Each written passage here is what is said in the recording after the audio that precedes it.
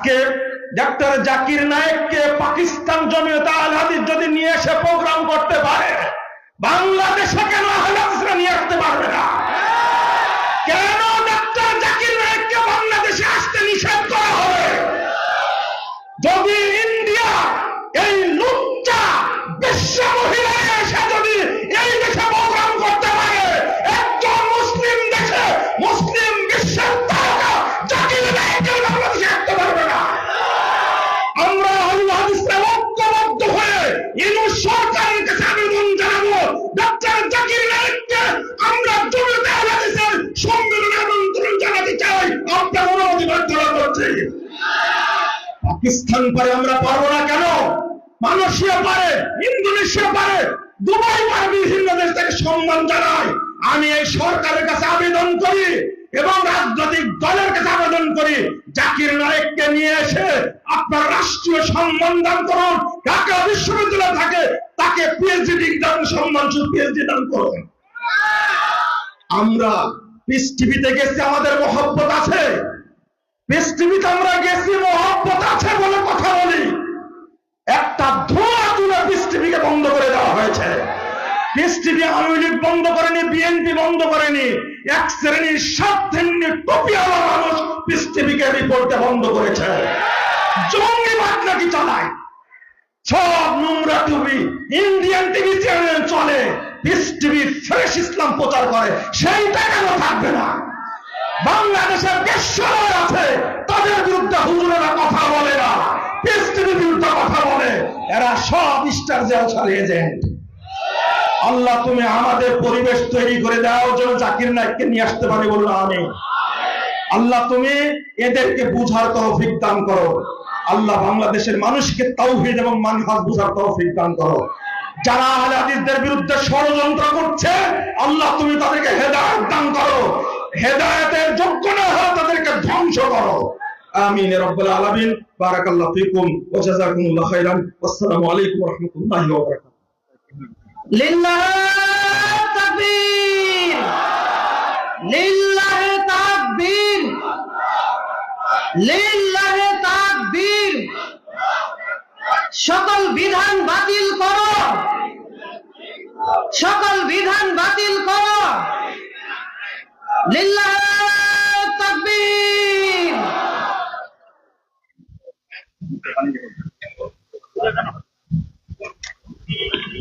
মাশাআল্লাহ, আলহামদুলিল্লাহ। সকল ভাই ও বন্ধুদেরকে এই সুন্দর প্যান্ডেলে এসে সংক্ষিপ্ত দুটি কথা শোনার জন্য বিনীত আহ্বান জানাচ্ছি। আমাকে বলা হয়েছে আহলে কোরআন ইসলামের মোড়কে কুফরি। এই শিরোনামটা যথার্থ হয়েছে। যারাই নির্ধারণ করেছেন আল্লাহ তাদেরকে জাযায়ে খায়র দান করুন, আমিন। এবং বর্তমান প্রেক্ষাপটে খুবই জরুরি। এক শ্রেণীর মানুষ বলছে যে শুধু কোরআন মানতে হবে, হাদিস মানা যাবে না। নাউযুবিল্লাহ, নাউযুবিল্লাহ। এরা তো স্পষ্ট ঘোষণাই করেছে কোরআন মানা যাবে কিন্তু হাদিস মানা যাবে না।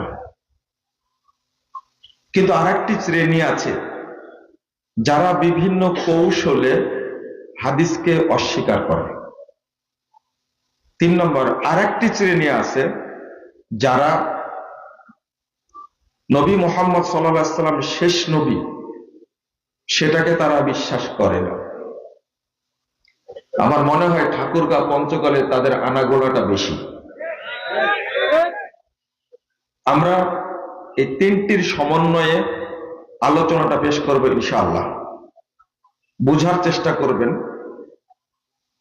আমি শুরুতে যারা হাদিস মানে না তাদের ব্যাপারে এই আধুনিক যুগের একজন বিখ্যাত পণ্ডিত ইমাম তার একটা বক্তব্য আগে শুনিয়ে নিই, তাহলে সুবিধা হবে।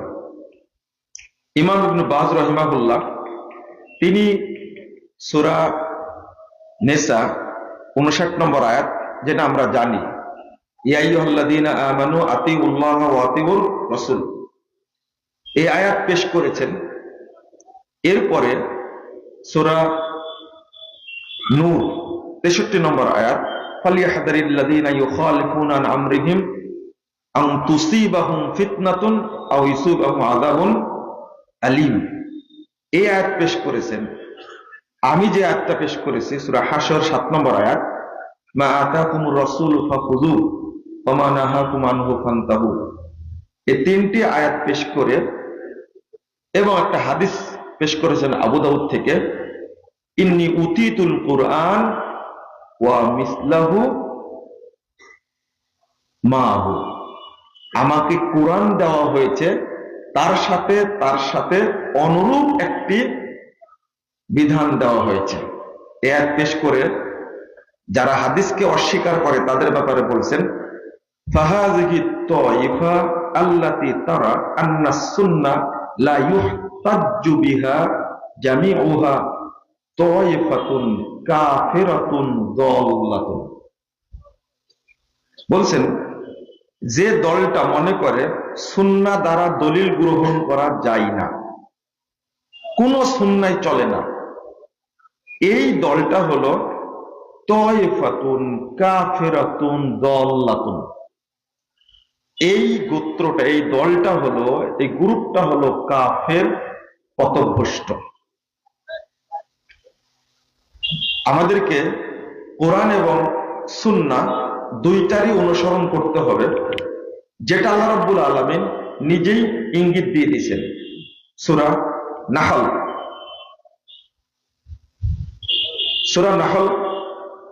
40 নম্বর আয়াতে আল্লাহ বলছেন, একটু দয়া করে আয়াতটার দিকে খেয়াল করবেন, একটু মনোযোগ দিবেন। ওয়া আনজালনা ইলাইকা যিকর, আল্লাহ বলছেন আমরা আপনার উপরে জিকির নাজিল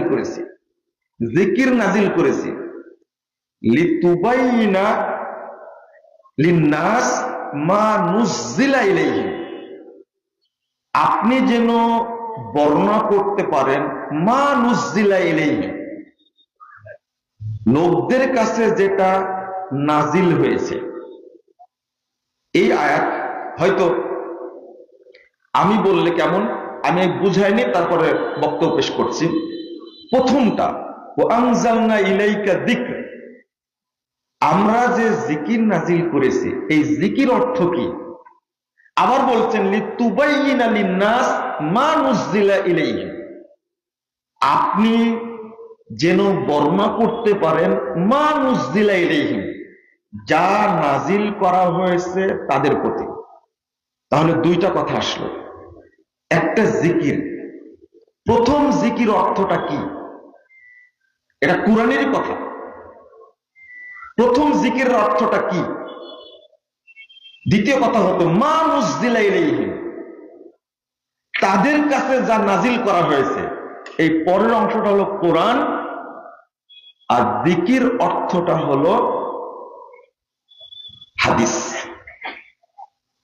ইমাম ইবনে হাজম রাহিমাহুল্লাহ তিনি বলেছেন, ফাসাহহা আন্না কালাম রাসূলিল্লাহ সাল্লাল্লাহু আলাইহি ওয়াসাল্লাম কুল্লুহু ফিদ-দীন ওয়াহয়ুন মিন ইনদিল্লাহি আযজা ওয়া জাল লা শাক্কা ফি যালিক, তিনি বলছেন যে রাসূল সাল্লাল্লাহু আলাইহি ওয়াসাল্লামের কথা কুল্লুহু ফিদ-দীন, সবই দ্বীনের অংশ, ওয়াহয়ুন মিন ইনদিল্লাহি আযজা ওয়া জাল, এটা আল্লাহর পক্ষ থেকে, মহান আল্লাহর পক্ষ থেকে এটা ওহী, লা শাক্কা ফি, এর মধ্যে কোনো সন্দেহ নেই। ওয়ালা খিলাফা বাইনা আহাদিন মিন আহলিল লুগা ওয়াশ শারঈয়্যা ফি আন্না কুল্লা ওয়াহয়িন নাযালা মিন ইনদিল্লাহি আযজা ওয়া জাল, তিনি বলছেন যে কোন সাহিত্যিক বা শরীয়তের কোন ব্যক্তিদের মধ্যে কোনো ইখতিলাফ নাই, ফি আন্না কুল্লা ওয়াহয়িন নাযালা মিন ইনদিল্লাহি তাআলা, সব ওহী নাজিল হয়েছে একমাত্র কার পক্ষ থেকে? আল্লাহর পক্ষ থেকে। ফাহুয়া যিকরুন মুনাজ্জালুন ওই যে জিকির, ওয়া আনজালনা ইলাইকা যিকর ফাহুয়া যিকরুন মুনাজ্জালুন ফাল ওয়াহয়ু কুল্লুহু মাহফুজুন বিহিফজিল্লাহি তাআলা লাহু বিয়াকিনিন। ইমাম ইবনে হাজাম আন্দালুসি রাহিমাহুল্লাহ তিনি বলছেন, অতএব এই জিকিরটা আল্লাহর পক্ষ থেকে নাজিল হওয়া, এগুলো সবই ওহী, মাহফুজুন বিহিফজিল্লাহ, এটা আল্লাহর পক্ষ থেকে সংরক্ষিত। আল্লাহ বলছেন ওয়া আনজালনা ইলাইকা যিকর ওয়া ইন্না লাহু লাহাফিজুন। 9 নম্বর আয়াত সূরা হিজর। আল্লাহ নিজেই বলছেন আমি জিকির নাজিল করেছি। এই জিকির দ্বারা কোরআন এবং সুন্নাহ দুইটাই। এখানে ছোট্ট একটা প্রশ্ন করি আপনাদেরকে, সেটা হলো আহলে কোরআনদের একটা অজুহাত আছে। অজুহাতটা কি? যে হাদিসের মধ্যে অনেক জাল জয়ীফ আছে, কিন্তু কোরআনের মধ্যে কোনো জাল জয়ীফ নাই। এটা হাদিস যদি ওহী হবে তো ত্রুটিপূর্ণ হলো কেন, তাই না? আমি এই মূর্খদেরকে প্রশ্ন করতে চাই, হাদিস সংরক্ষণ করেছেন কারা আর কোরআন সংরক্ষণ করেছেন কারা? উত্তর কি? আপনারা বলেন উত্তর কি? হাদিস সংরক্ষণ করেছেন কারা? ফেরেশতারা না সাহাবীরা? সাহাবীরা। কোরআন সংরক্ষণ করেছেন কারা? না ফেরেশতারা? সাহাবীরা না? ও বুঝেননি? কাতেবে ওহী কোরআন লিখেছেন কারা? কোন দলিল আছে ফেরেশতারা লিখছেন? তাহলে হাদিস সংরক্ষণ করেছেন আল্লাহ ফেরেশতাদের মাধ্যমে, কোরআনও সংরক্ষণ করেছেন আল্লাহ ফেরেশতাদের মাধ্যমে, নাকি? নাউজুবিল্লাহ বলেন। হাদিস কোরআন সংরক্ষণ করেছেন আল্লাহ রাব্বুল আলামিন সাহাবীদের মাধ্যমে, হাদিসও সংরক্ষণ করেছেন সাহাবীদের মাধ্যমে। আপনি কোনো দলিল দিতে পারবেন যে জিবরিল আমিন নিজে কোরআন কোন ফলকে লিখেছেন? কোন দলিল আছে? শুনেন, এই যে একটা কথা, বিজ্ঞ আল্লাহ যাদের কবুল করেছে সে আলেমদের কথায় বরকত আছে। ইমাম ইবনে হাজাম আন্দালুসি রাহিমাহুল্লাহ একটা কথা বলছেন, লা খিলাফা বাইনা আহাদিন মিন আহলিল লুগা ওয়াশ শারঈয়্যাহ। যারা সাহিত্যিক, আরবি সাহিত্যের পণ্ডিত যারা এবং শরীয়তের পণ্ডিত যারা, তারা হাদিস যে মানতে হবে ওহী, এ ব্যাপারে মতভেদ করেনি। বরকত কোনটা বললাম?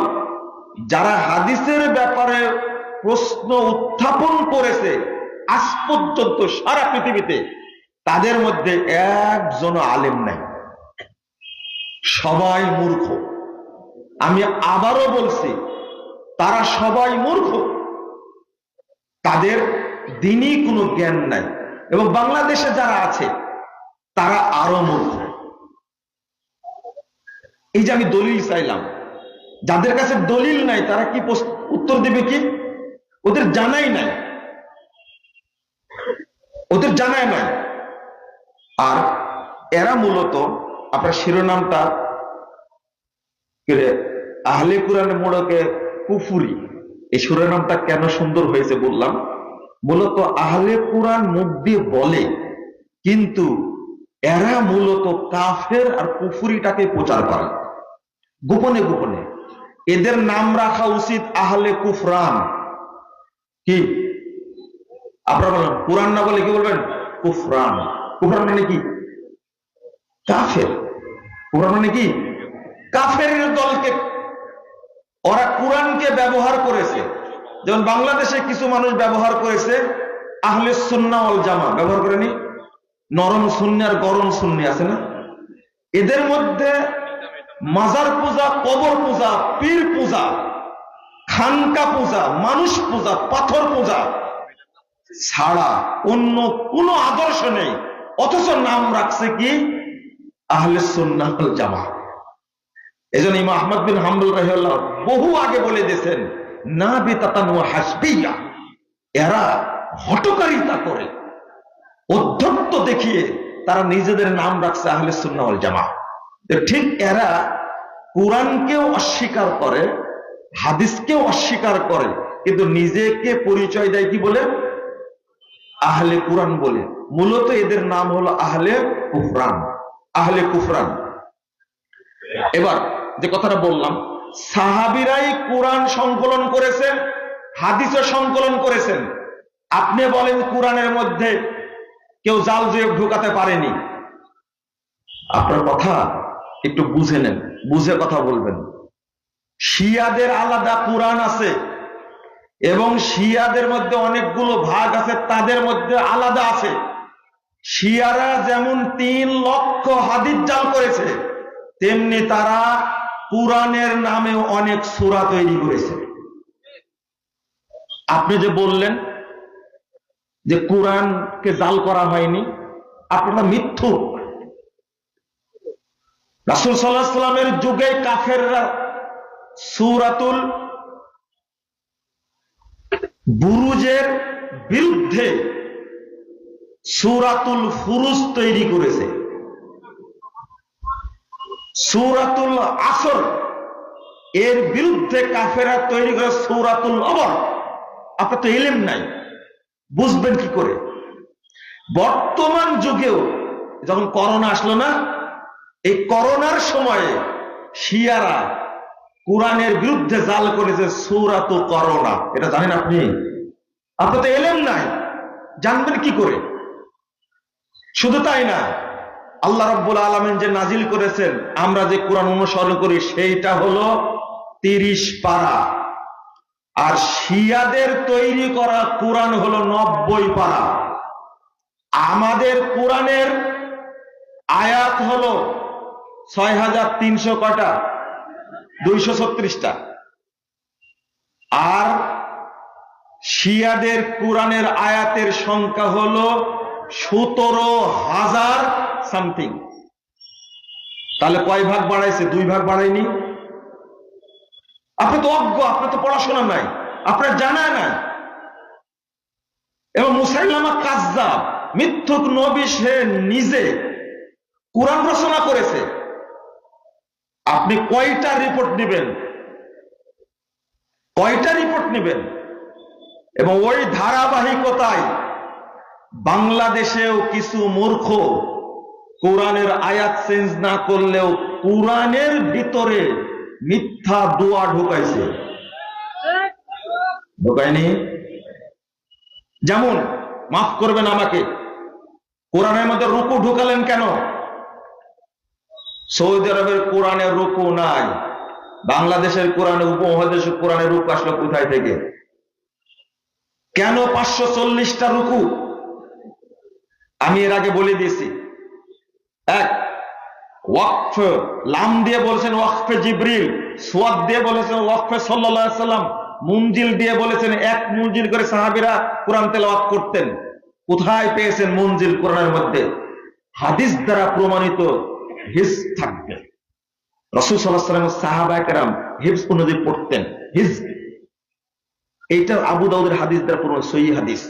ওইটা নাই আমাদের প্রিন্টের কোরআনে, কিন্তু সৌদি আরবের প্রিন্টে কিন্তু আছে, ওখানে রুকু নাই। এরপরে তাবিজের নকশা যোগড়া করেছেন, এরপরে কোরআনের শেষে যোগ করেছে দুআ ও খাতমিল কোরআন, আছে না? বিশাল পৃষ্ঠা। কোথায় পেয়েছেন এগুলো? কোরআন আল্লাহর কালাম, সেখানে হাত দেওয়ার সাহস আপনি কিভাবে পেলেন? আমার খুব ভালো লাগলো, আমি যখন মাগরিবের সালাতের টাইম এখানে আসি, তখন একজন কোরআন তেলাওয়াত করছিলেন। কোরআন তেলাওয়াতের পরে খুব সুন্দর করে পড়ছেন, সুবহানাকাল্লাহুম্মা ওয়া বিহামদিক আশহাদু আল্লা ইলাহা ইল্লা আনতা আস্তাগফিরুকা ওয়া আতুবু ইলাইকা। অন্তরটা ভরে গেছে। যাক, অন্তত এই জমিয়ত আহলে হাদিসের সম্মেলনে এত মানুষের সামনে কোরআন তেলাওয়াতের ফলে যে রাসূল সাল্লাল্লাহু আলাইহি ওয়াসাল্লাম এই দোয়া পড়তেন, এটা অন্তত মানুষ জেনে নিন। আর এর ফজিলত কত? আপনি বলবেন সাদাকাল্লাহ, কোনো ফজিলত নাই, কিন্তু রাসূল সাল্লাল্লাহু আলাইহি ওয়াসাল্লাম বলছেন 10,140 নম্বর হাদিস, as-সুনানুল কুবরা, নাসাইর মধ্যে এসেছে, যতটুকু পড়লেন আপনি, যত নেকি হলো, আল্লাহ রাব্বুল আলামিন সেই নেকিগুলো মসৃণ ফলকে লিখবেন এবং তার কাছে কিয়ামত পর্যন্ত সংরক্ষণ করবেন। দোয়াও পেলাম, দলিল পেলাম, ফজিলতও পেলাম, কিন্তু তেলাওয়াতের পরে সাদাকাল্লাহুল আযীম ওয়া সাদাকা রাসূলুহুন নবিয়ুল কারীম ওয়া নাহনু আলা যালিকা মিনাশ শাহিদিন পড়লেন, একটা দলিল দেখান তো, একটা ফজিলত দেখান তো। কোরআনে সাজদা হলো 15টি, আমাদের দেশে করা হয়েছে কয়টি? 14টি। কত বড় সাহস রে ভাই! সূরা হজ্জের দ্বিতীয় সেজদার জায়গা লিখে রাখছে ইনদা শাফিঈ। যখন কোরআন নাজিল হয় তখন কি ইমাম শাফির জন্ম হয়েছিল? ইমাম শাফির জন্ম হয়েছে 150 হিজরিতে, 204 হিজরিতে মারা গেছে। কোরআনের পিঠে আয়াতের পাশে কেন লেখা থাকলো ইনদা শাফিঈ? আমাদের ভয় নাই, আমাদের ভয় নাই। অতএব কোরআনের মধ্যে আপনি কিছু বাড়াবেন এই সাহসটা করার দরকার নাই। এরপরে তাবিজের নকশা ঝুলাইছে, ঝুলাইনি?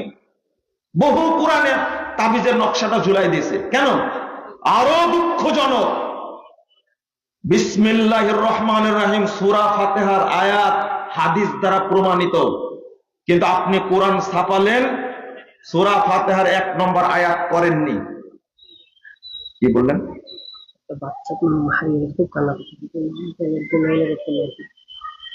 একটা বাচ্চা হারিয়ে গেছে, নাম হলো পাওয়া গেছে, এখানে আছে আরনিকা, তাই না? দাদার সাথে এসেছেন, পাওয়া গেছে, মঞ্চে আছে, নিয়ে যাবেন আপনারা। সরি, বিএনপি অফিসে আছে, 5-6 বছর। এই বাচ্চাটা আপনারা মনে খুঁজছেন, আমি মনে করেছি পাওয়া যাচ্ছে না। পাওয়া গেছে, কিন্তু মালিক পাওয়া যাচ্ছে না। একসময় পাওয়া যাবে ইনশাআল্লাহ। এত জরুরি না এটা। বাচ্চা যেহেতু পাওয়া গেছে আর টেনশন নাই, তাই না? একসময় পাওয়া যাবে। কি বলছিলাম বলেন তো দেখি? বিসমিল্লাহ সূরা ফাতিহার অংশ, কিন্তু আমাদের দেশে ছাপানো হয়েছে কি? বিসমিল্লাহকে সূরা ফাতিহা আয়াত ধরা হয়নি। আপনি সৌদি আরবের কোরআন খোলেন, মুসহাফুল মদিনা খুঁজে দেখেন, আপনি যান সৌদি আরবে, একটু যান, ঘুরে এসে দেখেন ছাপানো আছে কিনা। আমাদের দেশে করা হয়নি। আমরা খুব সাহসী, কিন্তু আমরা কোরআনের উপরেও হাত ফেলেছি। যাক, এটা সাবজেক্টের বাহিরে, কিন্তু কথা বলে ফেললাম। আমি বুঝাতে চাইলাম, যুগে যুগে কোরআনের উপরে আঘাত করা হয়েছে। আমার কাছে এখনো কোরআনের কপি আছে। এই বাংলাদেশের কিছু কুলাঙ্গার কোরআনের আয়াত পর্যন্ত চেঞ্জ করেছে। ও আহলে কোরআন, তোমরা কোথায় আছো? যে ওদের বিরুদ্ধে মামলা করো, হাইকোর্টে রিট করো, করো না কেন তোমরা? আমি বুঝাতে চাইলাম, কিয়ামত পর্যন্ত থাকবে। হাদিসের বিরুদ্ধে যেমন শয়তান ছিল, কোরআনের বিরুদ্ধে থাকবে। এটাকে মোকাবেলা করতে হবে আমাদেরকে, মুখোশ উন্মোচন করতে হবে পরিষ্কার ভাবে।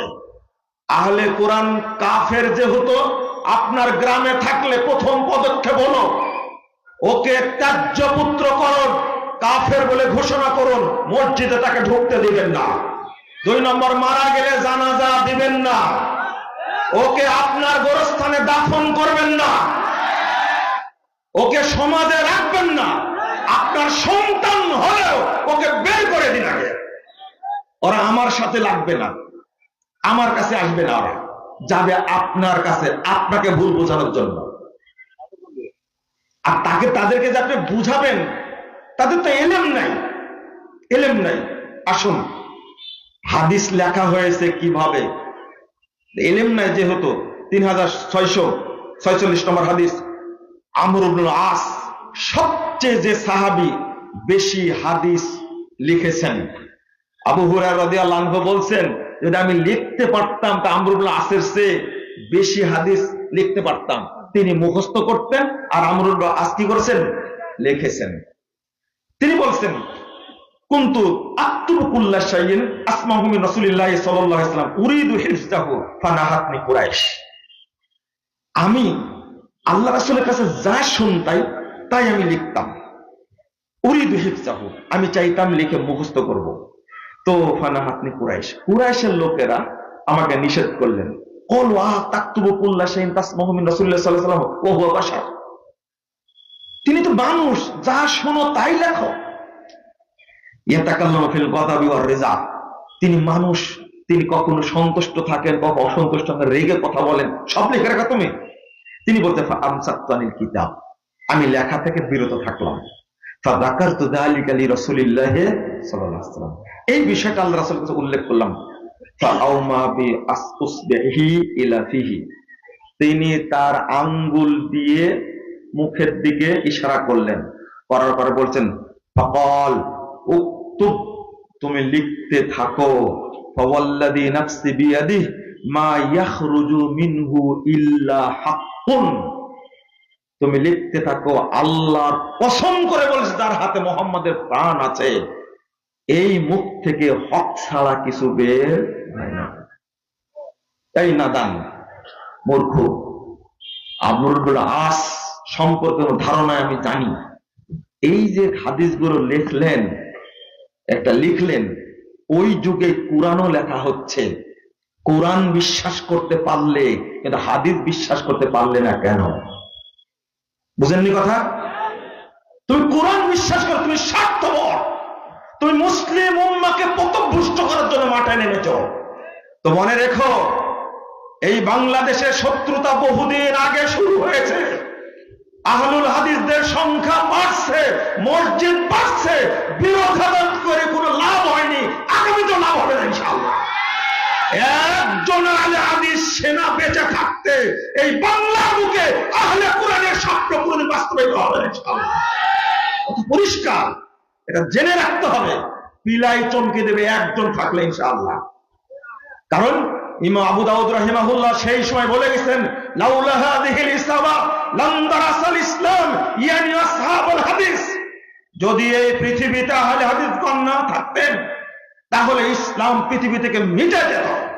আহলে হাদিসরা আছে, কিয়ামত পর্যন্ত থাকবে ইনশাআল্লাহ। মুহাম্মদ রাসূলুল্লাহ সাল্লাল্লাহু আলাইহি ওয়াসাল্লাম আপনাদেরকেই বলেছেন, লা তাযালু তায়ফাতুম মিন উম্মতি যাহিরাল হক লা ইয়াদুররুহুম মান খাযালাহুম হাত্তা ইয়াতি আমরুল্লাহ ওয়া হুম কাযালিক। সর্বদা একটি দল হকের উপরে বিজয়ী থাকবে, চতুর্দিকে সারা পৃথিবীতে বিরোধীরা থাকলেও তাদের কোনো ক্ষতি করতে পারবে না। ইতিমধ্যেই কিয়ামত আসবে, কিন্তু তারা বিজয়ী বেশেই থাকবে। সেই মুসলিমের হাদিস, এই হাদিস আমার বুকে শক্তি যোগায়, আমার কর্মে সাহস যোগায়। আমি শত্রুকে ভয় করি না। বন্ধুরা আমার, আর একটা কথা শুনেন, দারিমির হাদিসটা দেখুন, 499 নম্বর হাদিস। সাইদ ইবনে জুবায়ের, বিখ্যাত তাবেঈ, তিনি বলছেন, কুনতু আসিরু মা ইবনে আব্বাস ফি তরিকে মক্কা লাইলা, আমি ইবনু আব্বাসের সাথে, ইবনু আব্বাসকে, আব্দুল্লাহ ইবনে আব্বাসকে সাহাবী না, তিনি বলছেন আমি তার সাথে রাত্রে ভ্রমণ করলাম, ফি তরিকে মক্কা লাইলান, পুরো রাত মক্কার দিকে গেলাম। ওয়া কানা ইউহাদ্দিসুনি বিল হাদিস, তিনি আমাকে হাদিস শোনাচ্ছিলেন। ফাআকতুবুহু ফি ওয়াসিতাতির রাহলে, আমি হাদিসগুলো লিখছিলাম তার সুয়ারিতে বসে। হাত্তা উসবিহা ফাআকতুবুহু, ইতিমধ্যেই হয়ে গেল সকাল, কিন্তু আমি লিখতেই ছিলাম। সাইদ ইবনে জুবায়েরকে আপনি চিনেন না, ইবনু আব্বাস রাদিয়াল্লাহু আনহু চিনেন না, তিনি সাহাবী থেকে তিনি হাদিসগুলো লিখলেন। যদি সাহাবীরা কোরআন লেখেন সেইটাকে যদি বিশ্বাস করতে চান, হাদিস লিখলে সেটা বিশ্বাস করবেন না কেন? আপনি স্বার্থপর। আর একটা হাদিস, এরপরে সাইদ ইবনে জুবায়ের বলছেন, কুনতু আসমাউ মিন ইবনে উমর ওয়া ইবনে আব্বাস আল হাদিস বিল লাইল ফাআকতুবুহু ফি ওয়াসিতাতির রাহ, আমি ইবনু আব্বাস থেকে এবং ইবনু ওমর, তাহলে আরেকটা পাওয়া গেল। সাইদ ইবনে জুবায়ের কত বিখ্যাত মুহাদ্দিস, তিনি বলছেন আমি ইবনু উমরের কাছ থেকে ইবনু আব্বাস। আরে ইবনু উমরকে বাদ দিলে, ইবনু আব্বাসকে বাদ দিলে কোন সাহাবীর নাম উল্লেখ করবেন আপনি? কার নাম উল্লেখ করবেন আপনি? আমর ইবনে আসের কথা আগে বললাম, সবচেয়ে বেশি হাদিস লিখেছেন। তিনি বলছেন আমি তার সুয়ারিতে বসে বসে হাদিস লিখেছি। তিনি বলছেন, শোনেন, ইবনু উমর বিন আব্দুল আজিজ, তাকে আমরা চিনি না, বিখ্যাত তাবেঈ, তার কথাটা ইমাম বুখারী রাহিমাহুল্লাহ, আমি এত দলিল পেশ করে বোঝাতে পারবো না, আমি একটু, আমার সময়ও কম হয়ে গেছে মনে হয়, আর কয়েক মিনিট আছে। সেটা হলো ইমাম বুখারী রাহিমাহুল্লাহ উল্লেখ করেছেন, ওমর বিন আব্দুল আজিজ রাহিমাহুল্লাহ তিনি পত্র লেখলেন হাদিস সংগ্রহ করার জন্য। 100 নম্বর হাদিস সহিহ বুখারী। ওমর বিন আব্দুল আজিজকে তুমি খলিফা মানতে পারো, বলতে পারো ইসলামের পঞ্চম খলিফা, কিন্তু তুমি তার কাজকে স্বীকৃতি দিতে পারো না। বুঝেন মনে হয় কথাটা? আমি একটা মানবো আর একটা মানবো না, এক সাইড মানবো আর এক সাইড মানবো না, তাহলে এই লোককে কি বলা হয়? হ্যাঁ, আফাতুমিনু বিবাদ ওয়া তাকফুরুনা বিবাদ ফামা জাযাউ মান ইয়াফআল যালিক ইল্লা খিজুন ফিল হায়াতিদ দুনিয়া ওয়াল ইয়াউমাল কিয়ামাতি ইরদ্দুনা ইলা আশাদ্দিল আযাব। 85 নম্বর আয়াত সূরা বাকারা। যারা এই নীতি অবলম্বন করে, কিছু করবে আর কিছু বাদ দিবে, এদের জন্য লাঞ্ছনা আছে, এদের জন্য মুসলিম উম্মাহ বদদুয়া করে। আহলে কোরআন যারা বিশ্বাস করে তাদের উদ্দেশ্যে বললে আল্লাহ তাদেরকে হেদায়েত দাও, আর হেদায়েত পাওয়ার যোগ্য না হলে আল্লাহ তাদের ধ্বংস করো, বলে না? এদের ষড়যন্ত্রটা একটু বলি। একজন হিন্দু মানুষ বা অবিধর্মী ইসলাম গ্রহণ করবে, কি বলে ইসলাম গ্রহণ করবে বলেন তো? কি বলে? জোরে বলেন। এটা কোরআনের কোন জায়গায় আছে?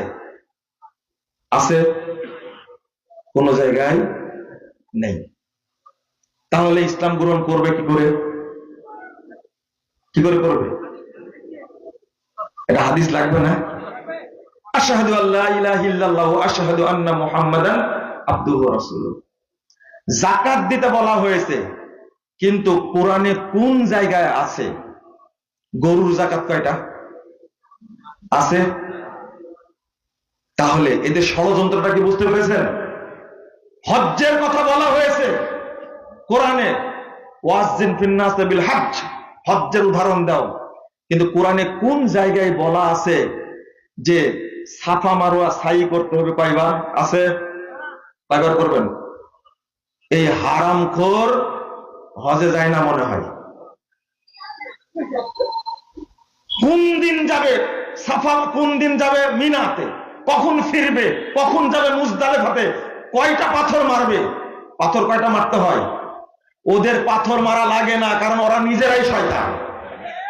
বুঝেননি মনে হয়?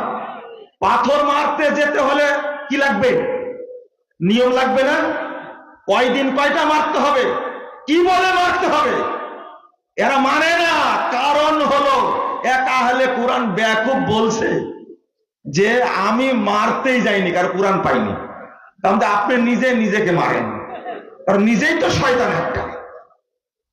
ঢাকার একটা মহিলা, ঢাকার 60-62 জন মহিলাকে নিয়ে হজে গেছে এক গ্রুপ, যাওয়ার পরে রীতিমতো একবারে চুল কেটে চলে এসেছে। ওই যে কি আয়াতটাকে, মুহাল্লিকিনা রুউসাকুম, তো বলছে যে এই জায়গাতে খেয়াল করেন, এই জায়গাতে কোনো পুরুষ নারী উল্লেখ করা হয়নি। নাউজুবিল্লাহ, নাউজুবিল্লাহ। এই জন্য সবার মাথার চুল কেটে চলে এসেছে। তার হাজবেন্ড আমাকে ফোন দিয়ে বলেছেন যে কি সর্বনষ্ট করেছে, দেখেন কি হয়েছে। আপনার ভাবি তো গেছিল উমরা করতে, যে চুল টুল কেটে চলে আসছে। মাশাআল্লাহ, তো ভালো হয়েছে। আপনি বলে পাঠাইছেন তো? না, বলে পাঠায়নি তো, ও দলিল দিচ্ছে যে কোরআনে বলেছে চুল কাটার কথা, শুধু পুরুষরা কাটবে, নারীরাও কাটবে। দারুণ কথা। আমি বললাম যে পার্থক্য যেহেতু করা হয়নি, জিজ্ঞেস করেন তো এহরাম পরেছিল কিনা।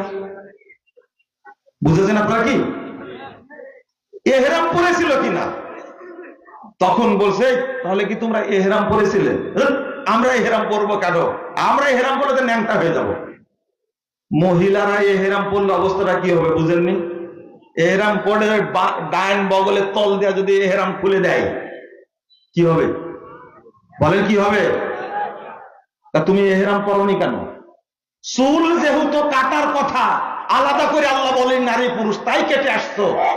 এহরাম পরার ক্ষেত্রে আল্লাহ তো আলাদা করে বলেননি।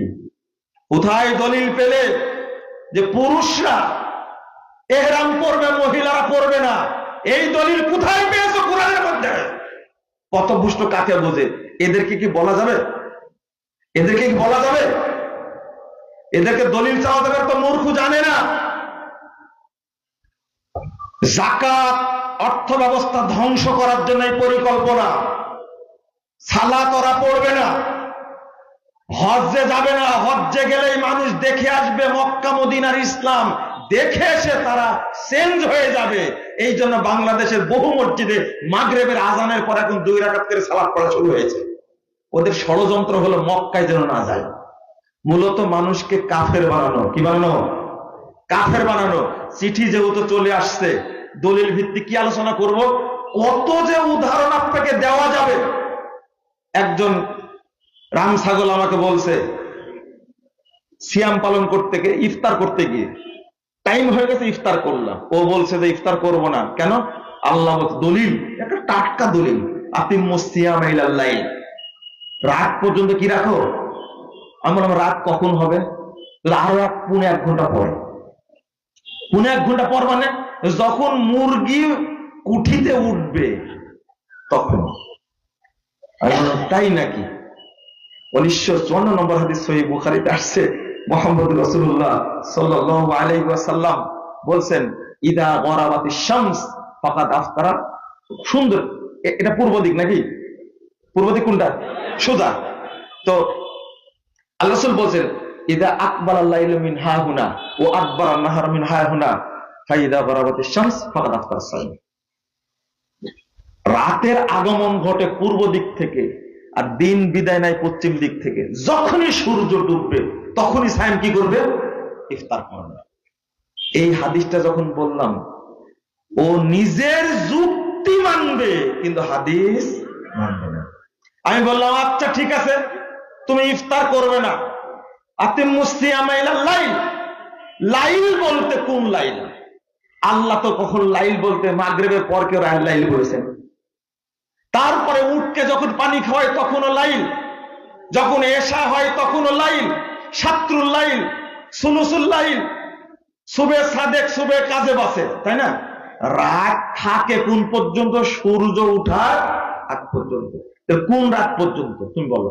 আর বলতে পারে না, মোর খোঁজে। আমলে তোমার রাত পর্যন্ত যদি বলতে চাও, তাহলে তোমাকে একেবারে সূর্য উঠার আগ পর্যন্ত সিয়াম রাখতে হবে। তো বলছে সাহারি খাবো কখন? তাহলে এই মূর্খতা বাংলাদেশকে শেষ করে ফেলেছে, বুঝছেন বন্ধুরা আমার। আর আপনাদের বিরক্ত করতে চাই না, তবে